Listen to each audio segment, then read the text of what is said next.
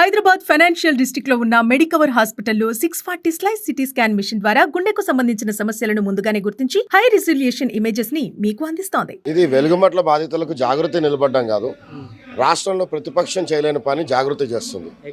ఎందుకంటే గత 20 రోజులుగా నడుస్తున్న ఈ నాటకం, వాళ్ళకి ఇల్లు లేక వాళ్ళు ఇన్ని రోజుల నుంచి వాళ్ళు పేదలు, అక్కడే కరెంట్ లేకపోయినా నీళ్ళు లేకపోయినా విషపాములు ఉన్నా తేళ్లున్నా సరే పిల్లలు చదువుకుంటూ వాళ్ళ కష్టం వాళ్ళు పడుతూ పేదలు అక్కడ ఉంటున్నారు. ఈ రోజు ఏదో అక్కడ కలెక్టర్ ఆఫీస్కి దగ్గరగా దాని రేట్లు పెరిగినాయి. ఇంతకు ముందు ఎవరు పట్టించుకోలేని ఆ పనికిరాని బీడు భూములు ఇప్పుడు ఏదో కోట్లుగా మారినాయి. ఖమ్మంలో అత్యధిక కాస్ట్లీ ఏరియా కింద తయారైందని చెప్పి కొంతమంది మా ముగ్గురు మంత్రులు అక్కడ ఉన్న ఎవరైతే పొలిటికల్ ఉన్నారో వాళ్ళకి అనుసంధానంగా వాళ్ళ పక్కనున్న ఈ భూముల్లో పేదలుంటే ఇష్టం లేక ఇది పేదల మీద జరుగుతున్న ఇది దోపిడీగానే గుర్తించాలి. ఇంకొకటి, జాగృతి అక్కగారు చేస్తున్న ఈ నిరవధిక నిరాహార దీక్ష ఇప్పటి వరకు ఏ రాజకీయ నాయకుడు తెలంగాణలో జరుగుతున్న అన్యాయాన్ని ప్రశ్నించడానికి ప్రతిపక్షం లేని తెలంగాణ అయిపోయింది. ఉన్న ప్రతిపక్షము వాళ్ళకి చేదోడు వాదోడుగా వాళ్ళకి హెల్ప్ చేస్తుంది తప్ప పేదల పక్షం నిలబడతలేదు. కాబట్టి ఆ ఇల్లు కట్టించేంత వరకు అక్కగారు నిరవధిక నిరాహార దీక్షలో పాల్గొంటారు. నిన్న 24 గంటల నుంచి కూడా మంచినీరు చుక్క నీరు లేకుండా నిరవధిక నిరాహార దీక్ష చేస్తున్నారు. దానిలో భాగంగానే నిన్న సాయంకాలము రాజ్యాంగాన్ని పట్టుకుని తిరుగుతాడు రాహుల్ గాంధీ. ఆయన ప్రభుత్వమే ఇక్కడ కాంగ్రెస్ ప్రభుత్వం ఉంది.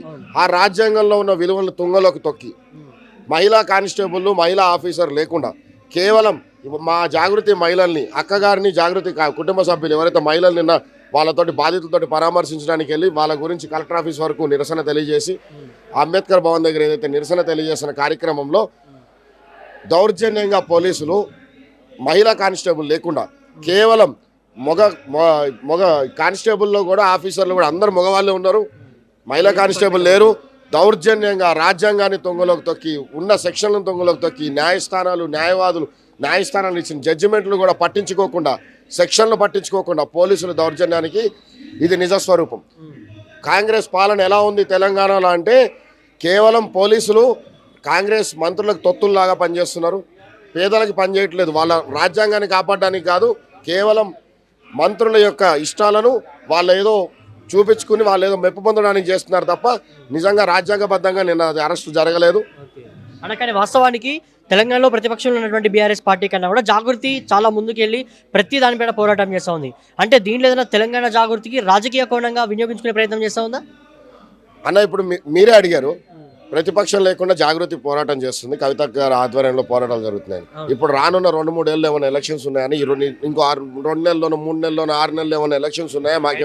మేమేమైనా ప్రభుత్వం అక్కగారు ఏమైనా ప్రభుత్వం ఫామ్ చేయడానికి ఏమైనా జనరల్ ఎలక్షన్స్ ఉన్నాయా? ఇది రాజకీయాలు 2 రకాలన్నా. ఒకటి కేవలం ప్రభుత్వం ఏర్పాటు చేయాలన్న రాజకీయాలు మన రేవంత్ రెడ్డి గారివి. ఇప్పుడున్న ప్రతిపక్షం ఏదైతే బీఆర్ఎస్ ప్రభుత్వం ఉందో చేయలేని ప్రతిపక్షం, చేతకాని ప్రతిపక్షం. అది వాళ్ళు చేస్తారు సోషల్ మీడియాలో రాజకీయాలు. బాధితులకు అండగా ఉంటే 20 రోజుల నుంచి ఉన్న ప్రతిపక్షం ఏడికి పోయిందన్నా? ఇప్పుడు 20 రోజుల నుంచి వాళ్ళని పట్టించుకొని ప్రతిపక్షం ఏదో అందరూ అనుకుంటున్నారు కదా, మీడియాలో మాకు ప్రచారం కావాలి కదా అని వెళ్ళారు, కనిపించారు, వచ్చారు. అంతకు మించి ఏం చేశారు? ప్రతిపక్షమే ఏం చేశారు? బాధితుల గురించి ఎక్కడ నిలబడ్డారు? ఏం చేశారు? బాధితుల గురించి ఎక్కడ కొట్లాడారు? ప్రభుత్వాన్ని ఎక్కడ ప్రశ్నించారు? ఇది అధికారంలో ఉన్నటువంటి మంత్రులు నష్టపరిహారం కూడా చెల్లిస్తూ ఉన్నాం దానికని చెప్పేసి అంటూ ఉన్నారు. అన్న, మీరు ఫస్ట్ నుంచి గమనించుకోండి, కాంగ్రెస్ ప్రభుత్వం వచ్చిందే మాటలు చెప్పి అబద్ధపు హామీలు ఇచ్చి ఇప్పుడు కూడా జరుగుతుంది మాటలే. సీఎం గారు, మీరు మాటలతోటి పని చేయకండి, మాకు పని ప్రజల దగ్గర చూపియండి. మాటలతోటి పనిచేసి మేమేదో రాజ్యం నడిపిస్తున్నాం అనుకోకండి. మాటలతోటి ఎవరు నమ్మరు, హామీలను ఎవరు నమ్మరు. అలా మీరు ఇందాక మాట్లాడుతూ జస్ట్ ఈ ఖమ్మంకి సంబంధించిన విషయమే కాదన్నా, ఏ విషయంలో అయినా జాగృతి ముందుకు వెళ్తా ఉందని చెప్పినారు. ఏది చేసినా కూడా రాజకీయ భవిష్యత్తు కోసం అయితే కాదని మీరు అంటున్నారు. కానీ ఒక చిన్న ప్రశ్న, తెలంగాణ జాగృతి భవిష్యత్తు ఎలా ఉండబోతుంది? ఫ్యూచర్లో పార్టీ పెట్టేటువంటి అవకాశం ఉందని కూడా తెలుస్తూ ఉంది. సో ఇన్ కేస్ పార్టీ పెడితే వేరే పార్టీతో అలయన్స్ అయ్యేటువంటి ఛాన్సెస్ ఉన్నాయంటే ఏం చెప్తారన్నా? అన్న, మొన్నటి వరకు మా జాగృతి అనేది ఒక సంస్థ, అది 2006 నుంచి కూడా రిజిస్ట్రేషన్ అయ్యి అనేక సాంస్కృతిక తెలంగాణ ఒక దాని గురించి తెలంగాణ సంస్కృతిని కాపాడడానికి బతుకమ్మని అందరికీ పరిచయం చేయడానికి జరిగిన సంస్థ.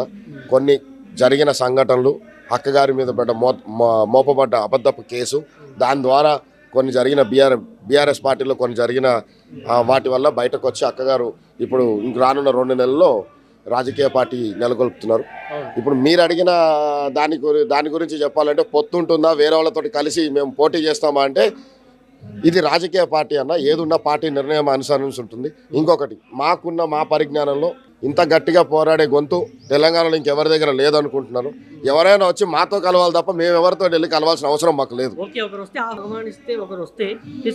అన్న. ప్రజలకి మంచి జరుగుతుంది, ప్రభుత్వం మీద పోరాడుతున్నాం, జరిగిన అన్యాయాలను ప్రశ్నిస్తాము అంటే రండి, కమన్. పార్టీ నిర్ణయం తీసుకుంటుంది, పార్టీతో మాట్లాడుకోండి, పార్టీ నిర్ణయం ప్రకారం నడుచుకుందాం. తెలంగాణ జాగృతి ఉన్నటువంటి నాయకులకు సరైన గుర్తింపు ఉందన్న? 100% ఉందన్న. మేమందరం కూడా బీఆర్ఎస్లో పనిచేసాం. ఏంటంటే అక్కడ వేరే పార్టీల నుంచి వచ్చిన వాళ్ళు ఉద్యమాల్లో మేము కేసులు వేయించుకుని లోపలికి పోయి అన్నీ చేసినా కూడా అప్పుడు మమ్మల్ని ఎవరైతే తరిమిరో, మేము ఉద్యమం చేసి మమ్మల్ని ఎవరైనా తొక్కేసిరో వాళ్ళకే పదవులు ఇచ్చారు తప్ప ఉద్యమ నాయకులు ఎవరు గుర్తించలేదు. కానీ జాగృతిలో అట్లాంటిది లేదన్న. అక్కగారే అందరితోటి కనువింపుగా మాట్లాడతారు. ఒకటే అంటారు, నీ ఉద్దేశం మంచిదైతే, నువ్వు చేసే కార్యక్రమం ప్రజల శ్రేయస్సు గురించి అయితే అందరినీ కలిసే తీసుకుపోతా అంటారు. 10 ఏళ్ళు పాలించినటువంటి బీఆర్ఎస్ హయాంలో ఎమ్మెల్సీ ఉన్నటువంటి కవితారావు కావచ్చు, పోటీ చేసి ఓడిపోయిన వ్యక్తి, అప్పుడు గుర్తురాని ఉద్యమకారులు ఇప్పుడు ఎందుకు గుర్తొస్తా ఉన్నారు అనేది ఒక ప్రశ్న అన్న. మీకు అక్కగారు బయటకు వచ్చేసిన తర్వాత బీఆర్ఎస్ పార్టీ నుంచి వాళ్ళు సస్పెండ్ చేసిన తర్వాత జరిగిన పరిణామాలు కానీ, అప్పటి నుంచి అక్కగారు ఇచ్చిన ప్రెస్ మీట్లు కానీ మీరు ఒకసారి చూస్తే, గత 10 ఏళ్లలో నన్ను నిజామాబాద్కే పరిమితం చేశారు. వేరే ఏ విషయం గురించి నన్ను మాట్లాడనీయలేదు. నేను అడిగిన ఏ విషయానికి కూడా అక్కడి నుంచి సపోర్ట్ రాలేదు. నా గొంతు నొక్కేశారని చెప్పారు. ఇప్పటికీ కాదు, ఇంకో 100 సార్లైనా చెప్తాం. అప్పుడు 10 ఏళ్లలో ఇంకొకటి, నిన్న కూడా మొన్న జరిగిన ఉద్యమకారుల సభలో కూడా నిన్నగాక మొన్న ఇచ్చిన ప్రెస్ మీట్లో కూడా బీఆర్ఎస్ కార్యకర్తలకు కూడా క్షమాపణ చెప్పారు. ఎందుకంటే అప్పుడు నేను మీ కార్యకర్తల గురించి, ఉద్యమకారుల గురించి మాట్లాడినా నా గొంతు వినబడకుండా తొక్కివేయబడింది. దానివల్ల మీకు అన్యాయం జరిగింది, అందులో నేను కూడా భాగమే అని క్షమాపణ చెప్పడం కూడా జరిగింది. ఇప్పటివరకు ఏ బీఆర్ఎస్ పెద్ద నాయకుడైనా సరే, హరీష్ రావు గారు కానీ, కేటీఆర్ గారు కానీ, లేకపోతే ఇప్పటి వరకు పదవులు అనుభవించి వేరే పార్టీ నుంచి పదవులు అనుభవించి వచ్చిన వాళ్ళు, మా వల్ల కార్యకర్తలకు అన్యాయం జరిగింది, తొక్కివేయబడ్డాము, కార్యకర్తలు నిజంగానే అన్యాయపడ్డారని చెప్పి బాధపడుతున్నారని ఏ రోజని ఇప్పటివరకు ఒక్కళ్ళనే క్షమాపణ అడిగారన్న?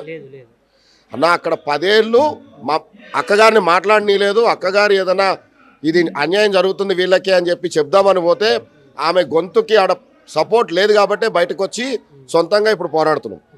ఏదైనా చివరి వరకు బాధితులతో జాగృతి ఉండబోతా ఉందా? ఏదో 1-2 రోజులు చేసుకునే కార్యక్రమం అన్న, ఇది 1-2 రోజులు చేసే కార్యక్రమం కాదు. నిరవధిక నిరాహార దీక్ష. బాధితులకు అక్కడ స్థలాలు మళ్ళీ వాళ్ళ స్థలాలు వాళ్ళకే కేటాయించి వాళ్ళకి ఇల్లు కట్టించేంత వరకు ఈ నిరాహార దీక్ష కంటిన్యూగా జరుగుతుంది.